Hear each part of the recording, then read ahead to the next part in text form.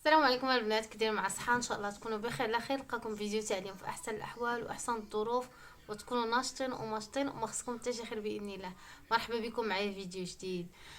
نقول لكم شكرا لكم بزاف، والله العظيم شكرا، واحد الشكر اللي كبير، لان بفضل الدعوات ديالكم، بفضل التعاليق ديالكم، بفضل اللايكات ديالكم اللي كنشوفها على الفيديو، كتحمسوني انني نبحث، وكتحمسوني انني نوض ونخدم، او نوض انني نخدم لهاد القناه او نحط لكم جديد. لهذا اليوم كنت جالسه في الدار ما بيا مانيه، حتى قلت والله حتى نوض غادي ندير البنات فيديو. اكيد الفيديو ما جيتش ودرتو مني راسي، يعني من بعد ما شفت في التعاليق ديال البنات طلبوا لي ماشي مره ماشي جوج. تاني حاجه كنت كندير واحد البحث خفيف، المهم حتى عرفت معلومات كثير على هاد الشركه هادي، داكشي قلت غادي نجي نشاركها معكم. لهذا اللي ما ديرش لايك دير لايك، اللي ما مشتركش في القناه تشترك في القناه، ودعموا القناه ديالي. وكما قلت لكم انا ما كنتش معونه نصور، جالسه ما بيا ما عليا حتى شويه، قلت بلاتي ندير فولاري ونديز نصور مع البنات. يلا البنات دوزوا الفيديو، فيديو لي مهم وطلبتوه مني بزاف، وغادي ينفع واحد النسبه ديال البنات كبيره كبيره، او المتابعات ديالي غادي ينفعهم بزاف، سواء اللي ما عمرها بدات روتين يعني العنايه بالبشره، او اللي كتفكر تبدا، او اللي ما عارفاش منين تبدا، او منين اش من ماركه اللي تاخذ، وحتى اللي ما توفرش ليها المنتوجات اللي كتكون نقولوا على الساحه دابا وغاليه، او حتى واخا نقولوا ما غالياش ولكن ما عرفتش منين تجيبها. يعني هاد الماركه هادي اللي زوينه فيها في هاد الشركه هادي، او هاد المنتوجات اللي غنشارك معكم متوفرين في المغرب، الثمن ديالهم ناقص، اي واحد يقدر ياخذهم. يلا ديري لايك اختي وندوزو للفيديو. الشركه اللي طلبتوا مني نهضر عليها اليوم شركه الاثمنه ديالها ناقصه، وفعاله، عندها جميع مكونات اي ماده، يعني جميع المواد، اي ماده طاحت لك على بالك، او اي ماده كاينه في شي ماركه عالميه ولا نقولوا معروفه ولا دايره ترند، تلقاها عندهم. لان يومين وانا كنقلب، نيت كنقلب، ما خليت حتى شي موقع ما قلبش، وخديت معلومات كثيره وديجا هضرت لكم عليها. واللي عجبني فيها هو انها متوفره في المغرب، وتقريبا وقيلا كاينه حتى في الدول العربيه، المهم ما عرفتش ولكن في المغرب راه كاينه، لان بنات بزاف نصحتهم بها وخداوها، ويعني متوفره قالوا لي كاينه وموجوده، واللي زوين فيها هو الاثمنه ديالها ناقصه.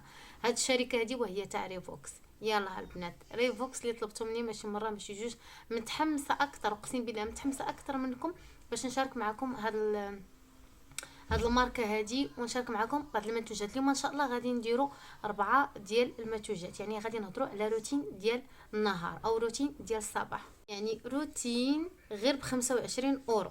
المهم انا اكيد غادي نحول لكم الاورو بالدرهم هنا باش تشوفوا شحال بالدرهم، وممكن تلقاوهم اقل، لان هنا انا لقيت الاثمنه كتفاوت، كل سيت حاط الثمن ديالو، لهذا اثمنه شويه كتفاوت، ولكن ما كاينش بيناتهم واحد الفرق بزاف ديال 2 اورو 3 اورو هو اللي كاين. ولكن راه في المغرب راه البنات ديجا خداوها، والبنات يا ريت يا ريت اللي شفتوني هضرت على شي حاجه هنا يا ريت تنزلوا لنا تجربتكم معاه، وتعطونا حتى الثمن ديالو وفين خديتوه. لو نعطيكم واحد المختصر خفيف على الشركه او شكون هي. هاد الشركه هذه يابانيه وماشي جديده، يعني بداو مستحضرات التجميل يعني من سنين، بداو غير بالطريقه، يعني نقولوا بالطريقه الطبيعيه، من بعد بداو كيطوروا وحاليا يعني يعني دابا حاليا كيديروا منتوجات العنايه بالبشره سهله الاستخدام. والحاجه علاش كيخدموا عليها في الشركه ديالهم، يعني من خلال ما خديت معلومات كثيره، هو انهم كيقلبوا انهم يديروا حوايج سهله الاستخدام، وثاني حاجه باثمنه اللي تكون معقوله، وثاني كيقلبوا على المكونات يعني المناسبه. المهم انا لقيت كلشي هنا، داكشي تشوفوا لي معلومات كنقرا، يعني كلشي قيدته في الكتاب ديالي. انهم كيتبعوا حاليا احدث الاحداثات او الاتجاهات العصريه، يعني العنايه بالبشره، وعندهم كل الاحتياجات اللي كتحتاجها البشره ديالنا. الشروط اللي دايرين بانه الشركه تاعهم يعني ما كتجربش على الحيوانات، شي حاجه اللي فيغان، سون غلوتين، وكيخدموا على الحوايج اللي كتكون امنه جدا لجميع انواع البشره. ودايرين بانهم عندهم او عندهم براءة اختراع ديال شي حوايج، يعني وكل شيء المنتوجات اللي كتخرج من الشركة تاعهم يعني 100% دايزة على منظمة الغذاء والدواء، يعني شي حاجة اللي متخافوش منها. انني قلت لكم غادي نحط لكم انا دايره بروتين ديال الصباح. المهم انا متحمسه اقسم بالله، ما عرفاش كيفاش غادي نبدا الفيديوهات على هذه الشركه هذه، لان ماشي هذا الفيديو الاول ان شاء الله اللي غادي يكون هذا الجزء الاول، يعني روتين ديال الصباح. من بعد غادي نجبد لكم عاوتاني منتوجات اخرى اكيد في روتين ديال المساء. من بعد غادي نوريكم مواد فعاله عندهم، حوايج لمحيط العين، لان البنات بزاف التعليق طلبوها ليا، التجاعيد والهالات لمحيط العين. كذلك عندهم شامبوانات، عندهم شحال من حاجه. يعني الصراحه انا دخلت كنقلب والله لا منبهره بهذا الشيء اللي عندهم. ماشي اول مره انا نعرف الشركه، ديجا هضرت عليهم ماشي مره ماشي جوج، لا في انستغرام. ديجا هضرت على واحد السيروم ديالهم قديم تقريبا دابا شي عام في القناه ديالي اللي قلت لكم التصبغات، وفيه مواد كثيره يعني الصراحه زوين. يعني واحد راه فروتين، يعني حوايج تقدري ديري 4 الحوايج 5 فروتين. فروتين الصباح راه كاينين في السيروم واحد، لهذا متحمسه عليه. ولكن اليوم ان شاء الله غادي نشارك معكم روتين الصباح ما كيفوتش 25 اورو، يعني يقدر بالدرهم المغربيه يكون قل، فهمتوني. انا غادي نحاول نحط كل برودوي غادي نحط ليه الصوره ديالو، وغادي نهضروا عليه، نعطيو الفوائد ديالو وشنو اللي فيه والمعلومات عليه. واكيد غادي نحط في التحت حتى الثمن ديالو بالاورو ونحولو للدرهم. واش عليكم لانني انا متحمسه اكثر منكم. اول حاجه غادي نبدا وهو الغسول. نبداو بالغسول. اكيد غنخلي لكم الصوره هنا ديالو على الشاشه. هذا غسول ديال سكوالان. ديري هنا بانه مزيل حتى المكياج في نفس الوقت، يعني فيه جوج ديال الحوايج، تنظيف وفي نفس الوقت ازاله ديال المكياج. يعني ممكن تستعمليه كغسول لطيف، هادشي اللي داير بانه لطيف وخفيف. وثاني حاجه ممكن تستعمليه حتى في التنظيف المزدوج، لانه كيخدم حتى على ازاله ديال المكياج، وقال لك يزيل الزيوت. الثمن ديالو 6 اورو و49. اكيد غنخلي لكم الثمن هنا، وغادي نحولوا الدرهم. 30 مللي اللي فيه. دايرين بانه خالي من الجلوتين، خالي من الكحول كما قلت لكم، خالي من الزيوت، امن للحامل. يعني العلبه اللي دايرين فيه البرودوي او ده يعني يعاد تدويرها. ودايرين بانه ما مجربينوش على الحيوانات، يعني الارانب ما ندوزينوش او ما مجربينوش على الارانب. وكذلك دايرين بانه نباتي. المكونات اللي فيه هو سكوالان، الجليسيرين، عصير ديال التفاح، عصير ديال الليمون، وعصير كيوي. ضرب بلا عصير. يعني من خلال التركيبه ديالو غادي يبان لكم اصلا انه من خلال انه فيه سكوالان وفيه الجليسيرين، يعني عرفوا بانه الترطيب ديالو غيكون قوي. هذا بزاف كيناسب البشره الجافه والمجففه والحساسه. واخا داير هنا بانه جميع انواع البشره، ولكن غادي ينفع بزاف هادو، يعني حتى البشره الجافه والحساسه والمجففه غادي يخدم عليهم مزيان. يعني غيعطيهم واحد الترطيب اللي قلت لكم هو راه منظف وفي نفس الوقت مزيل ديال المكياج. طريقه الاستخدام هذا تاعو كيتحط على بشره جافه، يعني كديري شويه في يديك وكتبداي ديري مساج خفيف، وتركزي على البلايص اللي فيهم الزيوت، او الا دايره مكياج يعني ركزي على البلايص يعني اللي فيهم المكياج. ودير هنا بانه بعدي على يعني ما تحكيش عينيك مباشره، او تحاولي انه ما يدخلش لعينيك، لانه كما قلت لكم هذا عكس، يعني ماشي غسول رغوي بوحدو باش نقدروا نديروا على بشره مبلله، لا، لانه فيه حتى ازاله ديال المكياج. يعني هنا التركيبه ديالو او الخدمه ديالو او الطريقه ديال الخدمه تاعو كيدار على الوجه الجاف كما قلنا، وكدلكيه عاد باش من بعد كتغسليه بالماء كما قلت لكم. يعني تقدري تستخدميه حتى في التنظيف المزدوج. غادي يكون هو رقم هو الاول. عاد باش ديك الساعه ديري غسول اخر رغوي، لان هنايا هذا غيخدم لكم بحال كما قلنا، يعني غيخدم الطريقه ديال الغسول الزيتي. واخا هو راه خفيف وكلشي، والتركيبه ديالو ماشي زيتي، ماشي التركيبه ديالو بغيت نقول القوام ديالو ماشي زيتي، ولكن غادي يدير الخدمه ديال الغسول الزيتي، لانه فيه هاد العناصر هادو او هاد المكونات اللي هضرنا عليهم قبل. هنا غنقول واحد القضيه بالنسبه لبشره هادو هنيه، غتخلي هذا هو الخطوه اللي بشرت هادو هنيه كما قلنا، غتخلي هاد الغسول هذا اللي هضرنا عليه ديال السكوالان هو رقم 1. عاد باش من بعد ديك الساعه دير الغسول الرغوي تاعها، لان كما كنعرفوا البشره الدنيا كيكون فيها زيوت اكثر، وهذا لهذا خاصنا نتاكدوا باننا نضفنا هذاك الغسول الاول على البشره ديالنا. اننا كنهضروا على الروتين ديال الصباح، اكيد ما غاديش نساو اننا خاصنا مضاد الاكسده قوي في الروتين ديال الصباح. وما كاين ما افضل من فيتامين سي. واخا عندهم البنات حتى الريسبيراتور، تصدمت يعني 100% وقيلا الريسبيراتور اللي سالا ليا غادي ناخذو من عندهم، لان عندهم حتى الريسبيراتور، عندهم حتى الفيروليك اسيد. ولكن ماشي موضوعنا اليوم. موضوعنا اليوم هو فيتامين سي، بما اننا كنهضروا على روتين ديال الصباح. ان شاء الله في فيديو اخر نحاول نغيروا، يعني نخليو نديروا نيت عاوتاني روتين ديال الصباح في شي فيديو اخر ان شاء الله، ونحاولوا نغيروا بعض الحوايج، لان كاين الناس اللي ما كيناسبهمش فيتامين سي ياخذوا الريسبيراتور. زي اختي نهضروا على فيتامين سي، عندهم فيتامين سي زوين، عندهم كريم وعندهم وعندهم سيروم، ولكن انا ديما كنفضل اننا ناخذ سيروم، لان السيروم كتمتص البشره ديالنا اكثر وكيعطينا نتائج زوينه وكيكون مناسب مع الروتين ديالنا، خصوصا اننا كنديروا مرطب، يعني بلا ما نديروا فيتامين سي على شكل مرطب ورجعوا ثاني نرطبوا وجهنا بمرطب. لهذا كنفضل انا فيتامين سي يكون سيروم، اما حتى الكريم ماشي مشكل. عندهم هذا، انا هو اخلي لكم الصوره ديالو هنايا، اللي توا الثمن ديالو توا ديال 6 اورو و49. عاوش كاين شي حاجه رخص من هكا. وسيروم هذا زوين، دايرين في الموقع ديالهم بانه كيقلل من ظهور بقع ديال التصبغ، وكيعطي اشراقه وكيعطي واحد التوحيد. صراحه انا اللي دخلت الموقع ديالهم ودخلت موقع اخر، يعني هذا بحال قلتي شي واحد كيعاود فيه البيع، وهذا لقيت بان ناس بزاف هضروا على ان التركيبه ديالو زوينه، انه مناسبهم، يعني كاين عليه يعني اراء اللي زوينه صراحه، يعني حوايج اللي زوينه. الناس بزاف هضروا عليه، الناس بزاف قالوا بانه زوين، الناس بزاف جربوه. قلنا توا خالي من الجلوتين، خالي من السيليكون، خالي من الكحول، خالي من الزيوت، امن للحامل.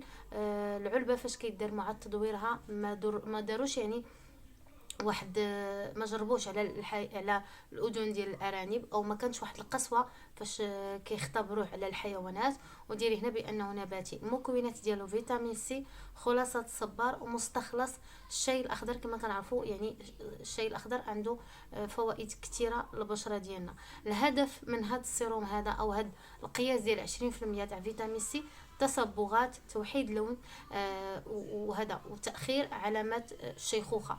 دايرين بانه لجميع انواع البشره، وكما قلت لكم الثمن ديالو هو يعني مناسب 6 اورو و49. هذا السيروم هذا ممكن ديريه للوجه وممكن ديريه حتى الرقبه، يعني ماشي شي حاجه اللي غيسبب لك حساسيه ولا هذا، العكس فيه مواد اللي زوينه، يعني تقدر ما يتقبلهم لك حتى الرقبه ديالك. اللي غيسولني غيقول واش فيه من حمض الاسكوربيك اسيد، فيه حمض الاسكوربيك اسيد، فيه ماء الاكوا، فيه فيتامين، فيه البوتاسيوم، فيه البروبيلين، فيه مستخلص كما قلنا اوراق الصبار وهذا واوراق الشاي الاخضر، فيه اوراق او كذلك مستخلص اوراق الكاميليا اللي كنعرفوها الترطيب وتهدئه البشره، فيه كذلك الايثانول، وفيه كذلك ثنائي الصوديوم. خاطر الاستخدام ديالو هو ان كنديرو من 4 حتى 5 ديال القطرات في الصباح على بشره تكون نظيفه وجافه، يعني بحال الماركه الاخرى اللي كتدعم هذوك القوم، الله يعطيها غباره في هذا النهار، يعني بديل اروع، اقسم بالله الا اروع كاع من هذاك الاخر، يعني من هذيك الشركه اللي معروفه. وبديل اللي زوين فيه هو انه متوفر وناقص في الثمن. انا ديما كنقولها للبنات وربي شهد عليا، حتى في انستغرام شحال مره كنقول البنات خذوا اللي عندها الفلوس تاخذ جوج حوايج ثلاثه، تاخذ واحد ستوك اللي جلس تقريبا عندها حتى لواحد عام، لانك تعقلوا على الكلمه اللي غنقول، غادي يجي واحد الوقت غيدير حتى هي بوم، لانها ما تشهرات بزاف حتى مع هاد المقاطعه هذه. لان هاد المقاطعه واخا يعني هادشي اللي واقع لخوتنا وداكشي، ولكن سبب حتى انها بينات لينا شحال ديال المنتوجات اللي كبديل، يعني حنا مابقاوش كاع مازال نستعملوهم، يعني حتى بالنسبه للناس اللي ساكن الله يحسن لهم ماشي كاع عندهم غرض المقاطعه، ولكن ما عندهمش امكانيات، وهذا يعني راه مزيانه ليهم. كما قلت لكم كنديروا من 4 حتى ل5 ديال القطرات في الصباح، تكون عندنا بشره نظيفه وجافه ودلكي بلطف، يعني غير بشويه بحال مساج خفيف هكا تسرحيه، بعدين من محيط العين، بعدين من هاد البلايص هادو اللي كتكون حساسه تتولفوا البشره ديالك. عاد ديك الساعه تقدري ديريه لهاد البلايص هذا او السواد اللي حدا الفم، ولكن انا ما كنفضلش انه فيتامين سي كاع نديرو لهاد البلايص هادي. دايرين بانه فاش قلبت انا في الموقع ديالهم داير بان حتى ما خصكش تخلطيه مع احماض التقشير، يعني احماض الفواكه، وما تخلطيش حتى مع البيبتيدات. كاين بعض فيتامين سي اللي كيخدم مع البيبتيدات، ولكن هذا لا، هذا يعني فاش قلبت وجيت بغيت ناخذ معلومات اكثر لقيت بانه الافضل لا ما يدارش مع البيبتيد مع احماض ديال الفواكه. بانه امن للحامل، ولكن انا ديما كنقول لكم واخا تسمعوا شي حاجه امن للحامل استشروا، ما فيها باس تمشي تستشري مع الطبيب الا متبع معاه، ولا تستشري مع شي حد اللي يكون يفهم مزيان. ديري بانه 100% فيه حمض الاسكوربيك اسيد، يعني ماشي زعما غير هضره ولا شي حاجه. وحتى بالاسئله اللي شفت في الموقع ديالهم داكشي باش عجبتني الشركه، يعني كتجاوب على بعض الاسئله اللي كتجي في بالك. وانه قالت لي وحده واش نخزنو في الثلاجه، داير كتبين لها بان ما تحتاجيش تخزنيه في الثلاجه، يعني خليه غير بعيدا على الحراره واشعه ديال الشمس يعني مباشره، يعني لان العلبه ديالو هو اللون ديالها غامق، يعني ممكن تحطيه في الدوش. غنجيو دابا المرطب، بما اننا باقي في روتين ديال الصباح، يعني درنا غسول فيتامين سي على بشره تكون نقيه وناشفه، يعني دابا خاصنا الترطيب. ما نكذبش عليكم، كميه المرطبات لانه عرفتي راه كنقلب كنقول خاصني نختار شي حاجه اللي تكون زوينه وتنفع البنات. عديت ما نقلب.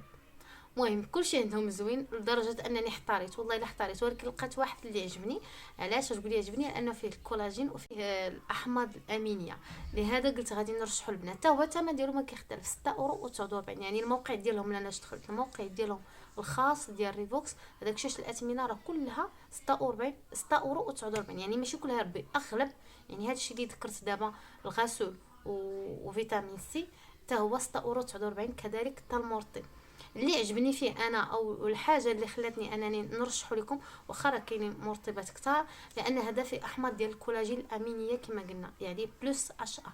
شي حاجه اللي زوينه غادي تعطينا واحد الترطيب قوي، وفي نفس الوقت غادي تنفع تقريبا جميع الناس. وثاني حاجه اللي زوين فيه هو اننا نقدروا نديروه يعني روتين في الصباح وفي المساء. يعني غادي يعاوننا مع فيتامين سي كما كنعرفوا، لان فيتامين سي حتى هو كيحفز لنا الكولاجين. وغادي نزيدو نديرو هذا المرطب اللي حتى هو فيه الكولاجين والاحماض الامينيه، يعني غيعطينا واحد القوه لمكافحه الشيخوخه.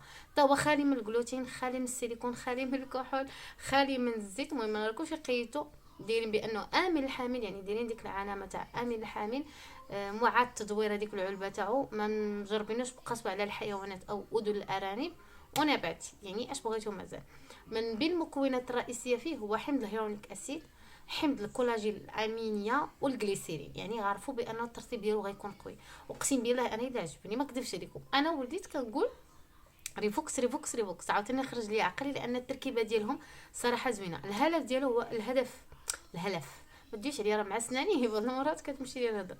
الهدف من هذا المرطب هذا هو انه يقلل لنا اعراض او مكافحه الشيخوخه والجفاف.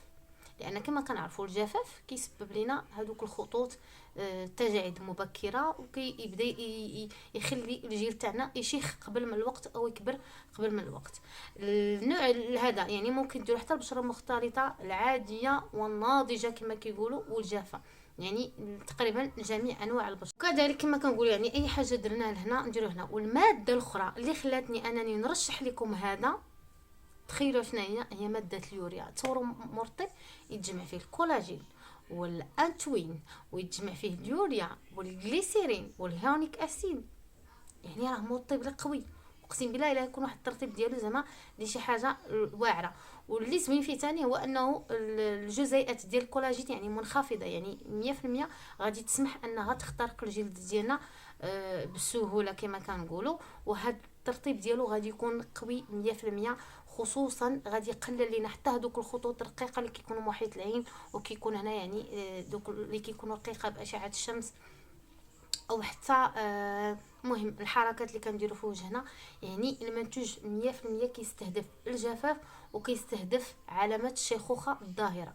لكم اللي قريت فيه اليوريا صافي ولا عقلي تهالف، لان كما كنعرفوا اليوريا والدور ديالها للبشره ديالنا كديريه في الصباح وبالليل. يعني صراحه شي حاجه اللي زوينه كما قلنا، كديري نقطه صغيره نشعتي كنكثروا فيه نقطه صغيره كنوزعوها على الوجه ديالنا، كنتجنبوا محيط العين وكندلكوا بشويه باش يسهل انه يتطبق دغيا. يعني كنتسناو حتى كينشف كما دايرين. فاش دخلت الموقع تاعهم وقلبت مزيان لقيت بانه قايلين بانه خاصك تخليه تينشف عاد باش ديك الساعه ديري تكملي الروتين تاعك. يعني ديك الساعه ديري من وراها باقي ديال الشمس. وبما اننا ذكرنا باقي ديال الشمس دوزو الواقي ديال الشمس. نقول لكم فاش دخلت نشوف الواقي ديال الشمس لقيت انواع واشكال.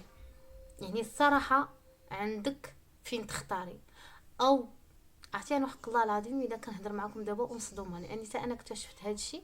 عرفتي الصراحه كنقول فين كانت غايبه عليا. يعني والله الا فرحانه اقسم بالله ماشي كاع ليا، والله العظيم انا فرحانه ليكم وكنقول الحمد لله. يعني دابا الا سولاتني شي وحده عندي ما نقول ليها بغات شي وحده تبدا روتين مناسب عندي ما نقول ليها، لانه فعلا منتوجاتهم زوينين. وما نساوش راه شركه يابانيه.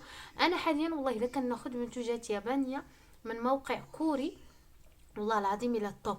طوب طوب طوب ان شاء الله. من هنا لقدام غنهضر لكم عليهم، لا ديال الشعر لا الهيالورونيك اسيد ديالهم الى خطير البنات، خطير. لهذا تحمس قلت اللهم لك الحمد والشكر. دابا ما يحتاجوا لا المواقع، ما يحتاجوا لا الاثمنه اللي تكون خياليه، ما يحتاجوا حتى شي واحد اللي يضربهم كما كنقولوا، حتى جداره الودن. يعني اثمنه مناسبه وغادي تقدري تبداي روتين. ولو عندك ميزانيه صغيره كما كيقول لي البنات، يعني الميزانيه على قدها. ما قلت لكم الثمن ديالو حتى هو 6 اورو و49. ما خليت كامل الاثمنه لاني فاش جمعتها لقيت 25 اورو وشي صريف. داكشي قلت لكم روتين الصباح غير ب 25 اورو. صراحه ما عرفتش، تلفت من كثرت ما لقيت عندهم بقيات ديال الشمس كثيره. كاين ديال الهيونيك اسيد، كاين بالكولاجين، كاين التصبغات. يعني الصراحه انا ما عرفتش ما نقول. لهذا غنشارك معكم هذا اللي حطيت هنايا، لان اخترته. علاش انا اختاريته غنقول لكم علاش عجبني انا هذا. هو ان اول حاجه خالي من العطور، ثاني حاجه كريم يعني الشمس البشره الدهنيه. لهذا قلت غادي بزاف ديال البنات اللي كيتواصلوا معايا الاغلبيه تيقولوا لي بشرتنا دهنيه وعندنا بقع. لهذا اختاريت لكم هذا لانه ضد تصبغات او كيساعد لك حتى على هذا تخفيف التصبغات. علاش؟ لانه فيه فيتامين او كما كنعرفوا. فيتامين او مضاد للاكسده قوي، وفي الى مضاد. وفيتامين او كما كنعرفوا حتى هو كيزيد من فعاليه ديال الواقي ديال الشمس كذلك، وحتى كيساعدنا على اننا نتهناو من هذوك الجذور الحمراء. هو الثمن ديالو 6 اورو 49. حتى هو فيه كامل هذا الشيء، خالي من الكحول، خالي من الجلوتين، خالي من السيليكون، زيت امين حامل، معاد تدوير هذيك العلبه ديالو، ما مجربينش بالقسوه على الحيوانات، كذلك نباتي. كاين في المكونات ديالو يعني عامل حمايه من الشمس 50 بلس، حمض الهيونيك اسيد، الجليسيرين والانتوين. يعني غادي يخدم لك على الترطيب وفي نفس الوقت يعطيك واحد الحمايه. فيه يعني الهدف البشره الدهنيه واللامعه. كما قلت لكم كل مره ندير لكم انه واقي ديال الشمس لانه فيهم بزاف، ولكن قالوا بانه حتى البشره العاديه والدهنيه والمختلطه، يعني البشره الدهنيه المختلطه والعاديه غادي تنفعهم. هذه اكيد غنخلي الصوره ديالها هنايا. قالوا بانه ما كيخليش بشره دهنيه، ما كيخليش البشره تكون يعني زيتيه، يعني كيخلي واحد البشره تكون لامعه مع داك الشكل المخملي، يعني بدون لمعه. بالنسبه كما كنعرفوا البشره الدهنيه اصلا كتكون فيها هي لمعه اصلا. بانه زوين يدار حتى كباز الماكياج، يعني هذه حتى حاجه اللي زوينه وبزاف كتهمنا حنا البنات. بانه ما يمكنش ديريه مع احماض، يعني الا كان عندك احماض في الروتين ديالك ما ديريش معهم. يعني مفضل ديريه مع فيتامين سي في الصباح، يعني ما ديريش مع شي احماض اخرى. هو انفيزيبل، ما كيخليش داك الشكل الابيض ديالو او هذيك لاطراس ديالو. وانا صراحه كيعجبني بحال هاد البقيات ديال الشمس. وواحد السؤال كان في الموقع قالوا ليه واش هذا واقي شمس كيميائي او معدني. قال لهم هذا يستخدم واقي، يعني واقي الشمس هذا قال لي يستخدم في الغالب كمرشحات يعني كيميائي، يعني 100% غادي يكون واقي شمس كيميائي. كيقول لي واش مقاوم للماء ولا لا، ما ذاكرينش نهائيا حتى في العلبه ديالو، يعني قلبت عيد. ولكن 100% ماشي مقاوم للماء. يعني من خلال التركيبه ديالو غادي تفهموا بانه ماشي مقاوم للماء، يعني بحال وقيه الشمس الكوري، يعني كيخدم على الترطيب اكثر. لهذا من الافضل كما دايرين حتى هما في الموقع ديالهم، يعني قال لك ضروري ما غاديش يغنيك على انه ما غاديش يحميك كفايه يعني من اشعه ديال الشمس. ضروري خاصك الا درتيه تعاوديه كل ساعتين وتحمي نفسك وما تعرضيش يعني بحال اي واقي ديال الشمس. اصلا واخا يكون واقي ديال الشمس مقاوم للماء، انا ما خاصنا نعاودو كل ساعتين، وخاصنا نحميو نفسنا وخاصنا نضرقوا راسنا باي حاجه. يعني ماشي نمشيو حنا نجلسوا في الشمس ونتقابلوا معاهم ونقولوا انا دايره لك واقي ديال الشمس مقاوم للماء. يعني ضروري هاد الاحتياطات. هادشي اللي كاين في الفيديو تاع اليوم البنات. حاولت نعطيكم روتين ديال الصباح بمكونات اللي متواجده والثمن ديالها ناقص، يعني قل من 25 اورو او 25 اورو هذيك الى مهم الا كان الثمن ديالو بحال اللي في المغرب. هادشي اللي كاين البنات. يعني ان شاء الله غادي نجيبكم فيديوهات اخرى. غنجيب روتين ديال الصباح، وغادي دابا قدينا روتين ديال الصباح ودخلنا في ماده فعاله اللي هو فيتامين سي. ان شاء الله غندير لكم روتين ديال المساء ونديرو فيه ماده فعاله تخدم لنا على التصبغات. ومن بعد ديك الساعه ان شاء الله غنبداو نهضروا على الحوايج او المقشرات او السيرومات او المواد الفعاله اللي عندهم في منتوجات اخرى اللي نقدروا ندخلوها الروتين تاعنا باش نزيدوا من اننا نحصلوا على نتائج افضل او اننا نستهدفوا المشكل اللي عندنا في البشره ديالنا. ان الفيديو يكون زوين ويكون ما مملش. ان شاء الله نتلاقاو في فيديو اخر وتهلاو لي في راسكم. اقسم بالله هذا الفيديو درته معكم بالزربه، ولكن كنحس براسي بحال الا كنجري وانا كنديرو، ولكن رغم ذلك ما بغيتش انا واخا هكاك راه كنقرا التعليق، واخا بعض التعاليق كيضروني في قلبي، ولكن والله العظيم الا كنهتم بالتعاليق وكنشوف التعاليق اللي مكرره اكثر او عليها لايكات اكثر، يعني بنات كيشوفوا التعليق وكيقولوا هذا اللي بغينا هذا اللي بغينا، كنركز يعني نتوما تعاونوني هكا في التعليق، وحطوا التعليق اللي يهمكم الموضوع اللي فيه ديروا ليه لايك، ولا قولي مهتمه، واكيد ان شاء الله انا غادي نديرو هادشي اللي كاين البنات. نتلاقاو في فيديو اخر، ما تنساوش انكم ديروا لايك ودعموا القناه تاعي، وتهلاو ليا في راسكم.